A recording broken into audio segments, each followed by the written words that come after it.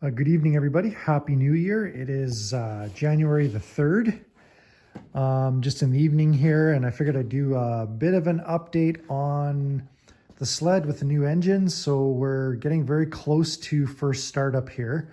So the 862 from PowderFreaks is in the chassis installed. I've got the timing marks made on the clutch already, so when we start it up I can do the timing adjustment right away.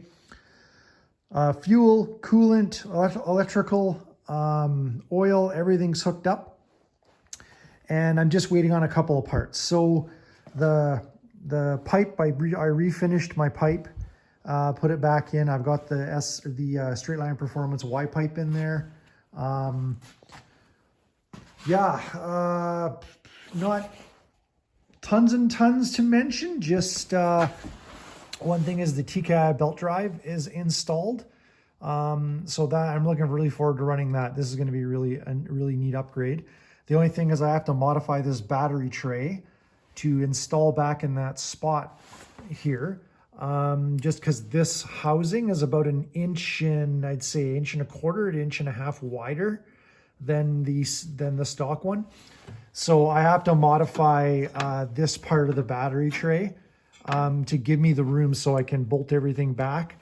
And then I did buy a smaller battery that's going to get put in there because I use electric start like shot start. So I only need it when the engine's warm. I don't need it when the engine's cold.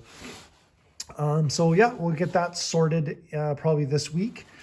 The next thing is this fuel system. I'm not really happy with how it is, so I am going to redo it with all the factory connectors and the whole deal. So I have new brass parts coming, new line, everything, and we're going to get this back factory looking. The auxiliary injectors are right there, so you can see right there's the injector, and this brass piece and aluminum piece is the fuel rail. And if you look hard on the other side, you can see the other one. They fit really nicely in there like they were meant to. Yeah, so that's great. And I've got all the electrical for that hooked up. And then here is of course, the controller. And the controller is going to go in a handlebar mounted storage bag. So the wires are going to get fed right inside, and I'm going to put the tuner right inside there. So it's easy to get at, but it's also, out of the way and not distracting you. I still have to bleed brakes and do a bunch of other maintenance-y type things on here. I guess a couple things for if you're going to tackle a project like this. Just know that the XS chassis is probably one of the more difficult chassis to actually pull an engine out of and put an engine back into, just because the frame is on the assembly line. The motor is one of the first things to get put in the frame, and then everything else kind of goes on around it. The Gen 4, Gen 5 sleds are a little easier because they engineered it so that the engine is essentially a module that you unhook a bunch of lines, take out the mounting bolts, and then it'll slide right out. These ones are a little bit more involved and a little bit more shoehorned in there. One thing though that I will say is I don't know if other XS chassis, but I know this XM chassis. I hear a lot of people are like, oh, be careful about your clutch alignment, make sure your engine's aligned. So there is no engine alignment in this. I put the 4 mounting brackets on the case. There is no wiggle room for those going on. There's no adjustment, no nothing. Once you get the fastening bolts in, that mount doesn't move. So I put all 4 mounts on, sat the engine in on the mounts, and I'm using these 600 RS mounts and mounting layout. Once those are on, and as soon as you thread all 4 mounting bolts in, even just like 2-3 threads, that motor is locked. It's not moving. It can't move this way. It can't move backwards. It can't twist. It is locked in place. Now I have checked the clutch alignment, and the clutch alignment is bang on spec, so I'm not worrying about it. And at some point, I think next season, I'm going to buy the, I was trying to get it for this year, but I just couldn't, the floating QRS floating secondary from Dew Doctor. So that's going to go in next season. And yeah, that'll help keep the belt aligned. But truth be told, I've never had any problems with belt life or abnormal belt wear or anything. So I'm not really too worried about it. The other thing that I did is on the oiling system. So these two lines here are actually oil lines.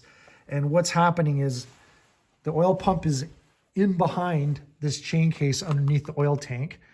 The oil lines are coming off, coming straight this way, sweeping around, and then going back under the engine to the two connections on the case.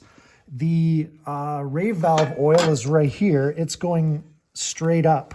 And this is where they were routed before, and they didn't have any protection on them, but I'm putting protection on them just in case. So I'm sure it doesn't need it, but I'll sleep better knowing that there's some type of thermal protection on there. Yeah, not too much else really to report. It's just that, yeah, doing this engine was a real chore. I won't even lie. Rebuilding the engine was easy, but there's just a lot of really delicate stuff like this rave valve solenoid right here. That's got plastic nipples on the bottom, very easy to break. You can barely see it, but this plastic doodad right back there where that pipe clamp or whatever is on, this plastic black doodad is called the bleed collector, and that's where all of the small coolant lines, two from the head, one to the bottle, and then one from the back of the heat exchanger. It's teed in there, and then also one in the throttle bodies all meet up there, and that's to help bleed air out of the system without having to run the engine. Well, that thing breaks really easy as well. So you got to be very careful mainly when you're taking the engine out, because if you forget something and then give it a good yank, those plastic nipples break fairly easily, especially if you have an old, your sled's older. So I bought 2 of those solenoids and 2 of those bleed collectors just so I don't get caught with my pants down in the future here. Everything else, other than that, everything else is good. I've got the new recoil, I think it's KML or KMS, I can't remember, recoil on there. It's all billet aluminum. That's going to be really nice. And yeah, other than that, it's pretty much the same sled as last year, suspension-wise. Not really changing anything there.